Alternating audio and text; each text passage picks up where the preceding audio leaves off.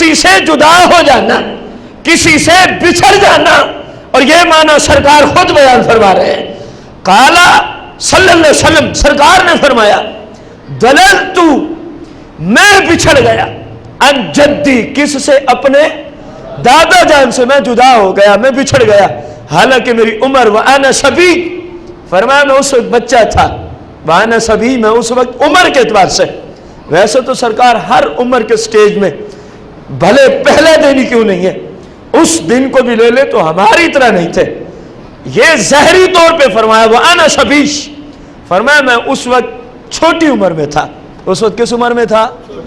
बस मेरे दादा जान सीधा काबा मुशर्रफा तशरीफ ले गए, जनाब अब्दुल मुत्तलिब रज़ियल्लाहु अन्हु, और काबे शरीफ के तअल्लक़ु बिइस्तारिल काबा, काबे के खिलाफ में अपने आप को छुपा डाला, गोया बिल्कुल काबे की दीवारों से लिपट गए सरकार अलैहिस्सलाम के दादा जान, और अर्ज क्या कर रहे हैं, या रब्बी रुद्दा वल्दी, या रब्बी उद्दा वल्दी, ए मेरे रब मेरा बेटा मुझे मिला दे, ए मेरे रब मेरा बेटा मुझे मिला दे।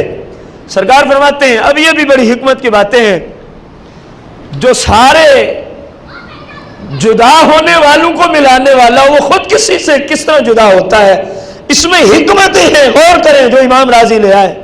सरकार फरमाते हैं, बस मैं था, दादा जान काबे में चले गए, तो क्या देखता हूं कि मेरे करीब अबू जहल का गुजर हुआ। मेरे करीब किसका गुजर हुआ? गौर करें, क्योंकि आना सबीश शहरी एतबार से मैं छोटी उम्र का था, और जब इसने देखा हत्ता अताहु अबू जहल अला नाका व बैन यदै मुहम्मद व हुवा यकूल, अब अबू जहल ने देखा कि अब्दुल मुत्तलिब का बेटा इस जगह अकेला है, और हालांकि उम्र भी क्या है, जहरी एतबार से। ये गया, ऊंटनी पे सवार था, गौर करना, वो ऊंटनी जो चलती हुई आ रही थी, बीमार नहीं थी, उसको इसने सरकार के सामने बिठा दिया, ऊंटनी को सरकार के सामने बिठा दिया, और सरकार दो आलम अलैहिस्सलातु वस्सलाम को अपने पीछे बिठाया। अपने क्यों पीछे बिठाया? कि जहरी इतबार से उम्र क्या है, छोटी है, आगे बिठाऊं फिर ऊंटनी चलेगी, कहीं गिर ना जाए। अब इस अबू जहल को क्या पता, ये तो गिरते हूं को उठाने वाले हैं, ये कब गिरेंगे। खैर जहर का जो एतबार था उसने किया, सरकार को अपने पीछे बिठा दिया, और अब लगा उठाने ऊंटनी को जिसको बिठाया था। अब हमारे मसले के मुतल्लिक़ गुफ्तगू आ रही है, मसला इल्म गैब। लोग कहते हैं सरकार को पता नहीं है, अल्लाह तुम्हें हिदायत दे, तुम सरकार के इल्म गैब की बात करते हो, तुम कुरान और सुन्नत में आओ। जिस जानवर से सरकार अलैहिस्सलाम के पाँव मुबारक मस हो जाए, मेरा रब उस जानवर को भी गैब का इल्म अता फरमा देता है। और मैं पढ़ रहा हूं तफसीर कबीर से सूरह अद-दुहा की आयत नंबर 7 की तफसीर। इमाम राजी ने 20 मानी जिक्र किए, उनमें से मैं एक माना बयान कर रहा हूं। अब अबू जहल लगा अपनी उठाने, ऊंटनी उठने का नाम नहीं लेती। अबू जहल ने कोशिश की, जो कुछ एक सवार अपनी सवारी के साथ कोशिशें करता है, अबू जहल ने सब कोशिशें की लेकिन सब बेकार गई। अबू जहल कहता है कि मैंने सुना कि अन्न नाकता तकूल, गोया कि मेरी नाका बोल रही थी, कि अन्न नाकता तकूल, गोया कि मेरी ऊंटनी बोल उठी। वो उठाता है, वो उठती नहीं। जब उसने देखा इस जाहिल को समझ, तो ऊंटनी ने अन्न नाकता तकूल, कह रहे ऊंटनी में अरबी में बोलना शुरू कर दिया है। जानवर तो आप लोगों ने भी देखे हैं, मैंने भी देखे हैं, और जो सरकार के इल्म गैब के इनकारी हैं उन लोगों ने भी देखे हैं। कभी आज तक किसी जानवर ने आपसे गुफ्तगू की है, और वो भी उस जुबान में जो कायनात में सबसे ज्यादा फसाहत और बलागत वाली, सबसे पेचीदा किस्म की जुबान, अरबी जुबान में। ابو جہل کہتا ہے میں اٹھا اٹھا کے تھک گیا، میری اونٹنی اٹھنے کا نام نہیں لیتی۔ بس اب کیا ہوا؟ کأن الناقۃ تقول، اب میری اونٹنی نے زبان حال سے بولنا شروع کر دیا۔ کیا بول رہی ہے؟ سرکار کی عمر چھوٹی ہے ظاہری اعتبار سے، اور اعلان نبوت کس عمر میں ہوا ہے ظاہری اعتبار سے؟ بولنے تو صحیح، 40 سال کی عمر میں۔ اب بولنا ہے آپ نے، ظاہری اعتبار سے اعلان نبوت کب کیا آپ نے؟ اور اس وقت 5 سے 6 سال کی عمر مبارک ہے، 35 سال بعد میں اعلان نبوت ہو رہا ہے۔ لیکن سنے کہ اونٹنی ابو جہل کو کیا کہتی ہے؟ جو کام 35 سال کم و بیش بعد میں ہونے والا ہے، آج سرکار کے قدم لگنے کی وجہ سے اونٹنی 35 سال پہلے ابو جہل کو اس کی خبر دے رہی ہے، اور اونٹنی کہہ رہی ہے، کیا کہتی ہے؟ یا احمق هو الامام فکیف یقوم خلف المقتدی، اے بے وقوفوں کے سردار۔ کون بول رہی ہے؟ غور کریں، جانور بول رہے ہیں۔ کہتی ہے یا احمق، اے بے وقوف، اے بے وقوفوں کے سردار ابو جہل، هو الامام، یہ جس کو تو نے اپنے پیچھے بٹھایا ہے یہ کون ہے؟ بولے نا، هو الامام۔ اونٹنی کہہ رہی ہے اے جہل، اے احمق، هو الامام، یہ کون ہے؟ اونچی بول لیں، یہ کون ہے؟ امام ہے۔ فکیف یقوم خلف المقتدی، اور اونٹنی نے کہا ارے بے وقوف، کبھی امام بھی مقتدی کے پیچھے جاتا ہے؟ مقتدی ہمیشہ امام کے پیچھے ہوتا ہے۔ اونٹنی گویا زبان حال سے کہہ رہی تھی کہ یہ امام ہے اور تو اس کی امت میں ہے، خواہ انکاری امت میں ہی کیوں نہ ہو، کیونکہ امت کی 2 قسمیں ہیں، ایک ماننے والی امت اجابت اور ایک امت دعوت، جن تک دعوت پہنچے لیکن انہوں نے مانا۔ اونٹنی کہہ رہی ہے اے ابو جہل، یہ تیرا امام ہے، اور امام ہمیشہ تو نے پیچھے بٹھا کے ناانصافی کی ہے، ظلم کیا ہے، لہذا میں یہ گستاخی برداشت نہیں کرتی۔ اونٹنی کہہ رہی ہے جو اعلان ہونا ہے 35 سال بعد میں، سرکار کے پاؤں لگے اونٹنی کو، اونٹنی بول بھی رہی ہے، اور 35 سال بعد والے اعلان کی 35 سال پہلے ابو جہل کو خبر بھی دے رہی ہے، ارے ابو جہل یہ امام ہے، امام آگے ہوتا ہے، تو اس کو آگے بٹھا، پھر مجھے دیکھنا میں کس طرح اونٹ کے جلتی ہوں۔ ابو جہل نے سرکار مدینہ علیہ السلام کو اپنے پیچھے سے اٹھا کے اپنے آگے، اب اونٹنی کو نہ مارنے کی ضرورت پڑی نہ اشارے کی ضرورت پڑی، کیونکہ آپ کا جسم مقدس تو وہ ہے کہ جب حلیمہ سعدیہ رضی اللہ عنہا آئی تھیں، بیمار اونٹنی ہونے کی وجہ سے سب سے آخر میں مکے میں آئیں، اور جب واپس گئیں تو سب سے لوگوں نے پوچھا تیری یہ وہی اونٹنی ہے؟ کہنے لگی اونٹنی وہی ہے، سوار تبدیل ہو گیا ہے۔ سرکار مدینہ کی نسبت اس کو حاصل ہو گئی ہے، اس لیے اس کی بیماری جاتی رہی ہے۔ غور کرو میرے بھائیو، تفسیر کبیر ہے، 31واں جز ہے، سورہ الضحیٰ ہے، آیت نمبر 7 ہے۔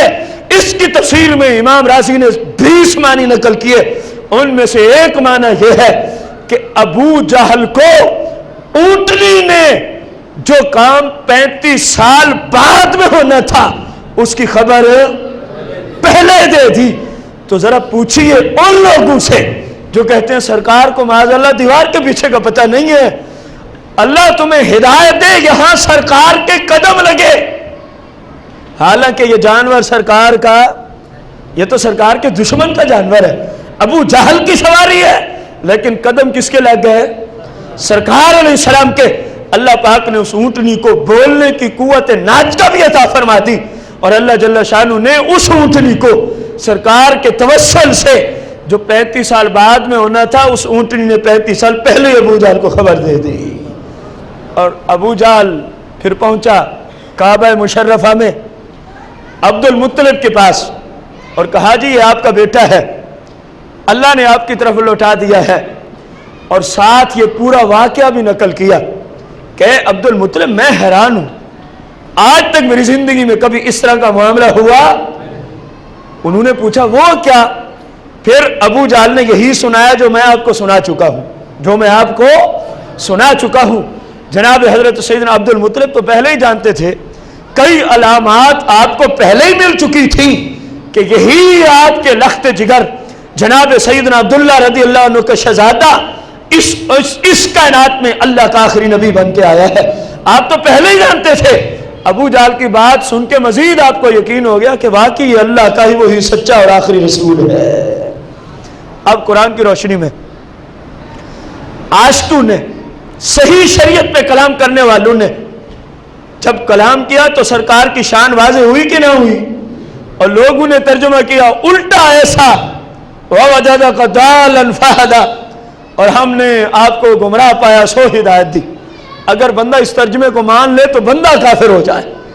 لوگوں نے یہ معنی کی ہے، اس قدر دین اسلام سے دشمنی اور بغاوت کا ثبوت پیش کیا، اور اس قدر سرکار سے عداوت اور دشمنی کا ثبوت پیش کیا، اور جو عربی مفسرین ہیں ان لوگوں نے سرکار کی شان کو قرآن کی روشنی میں کس قدر واضح کیا ہے کہ جب سرکار پر قرآن کا نزول شروع ہو گیا، اللہ نے یہ آیت نازل کی جبریل کو بھیج کر وَوَجَدَكَ ضَالًّا فَهَدَىٰ، اے محبوب آپ اپنے بچپن کے اس واقعے کو یاد کرو جس وقت آپ اپنے دادا سے کیا ہو گئے تھے؟ بچھڑ گئے تھے۔ پس فہدیٰ، ہم نے ابو جہل کو بھیج کر آپ کو آپ کے دادا جان سے ملا دیا تھا۔ رب یوں شان بیان کرتا رہتا ہے، اور لوگوں نے یوں قرآن کے اندر تحریفیں کی۔ ترجمے کی دنیا میں لفظی اعتبار سے کوئی تعریف کر سکتا تو قرآن کی آیت سے ثابت ہوا کہ سرکار علیہ السلام سے نسبت رکھنے والی چیزوں کو بھی اللہ جل شانہ بسا اوقات علم غیب عطا فرما دیتا ہے۔ سرکار سے نسبت رکھنے والی چیزوں کو، اشیاء کو اور جانوروں کو جن کے جسم سے سرکار کے پاؤں مبارک نالین شریفین مس ہو جائیں، رب ان جانوروں کو بولنے کی بھی طاقت عطا فرما دیتا ہے۔ سرکار مدینہ علیہ الصلاۃ والتسلیم کی بارگاہ قدسیہ میں ایک شخص آیا،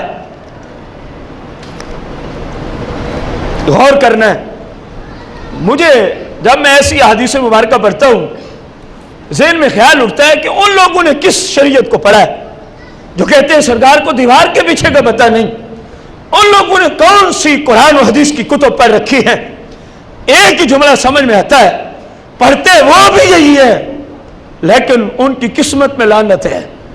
پڑھتے وہ بھی یہی حدیثیں ہیں، یہی کتب ان کے کتب خانے میں موجود ہیں، لیکن ان حدیثوں سے چشم پوشی کرتے ہیں، ان حدیثوں کو کھا جاتے ہیں، صرف سرکار کے خلاف والی باتیں تلاش کر کر کے اپنا ایمان بھی برباد کرتے ہیں، اور جو ان کے سامعین ہوتے ہیں ان کے ایمان کو بھی تباہ و برباد کرتے ہیں۔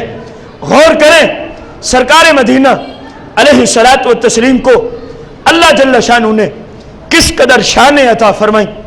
آپ علیہ الصلاۃ والتسلیم حج کے موقع پر، کس موقع پر؟ میں یہ جو مسئلہ عرض کرنے چلا ہوں یہ زرقانی شرح مواہب الدنیا فی الحال اب تک ہماری معلومات کے مطابق یہ پاکستان میں نہیں چھپتی، مکتبہ بیروت لبنان سے چھپتی ہے، اس کی جلد نمبر 10 ہے، صفحہ 133 سے عرض کر رہا ہوں۔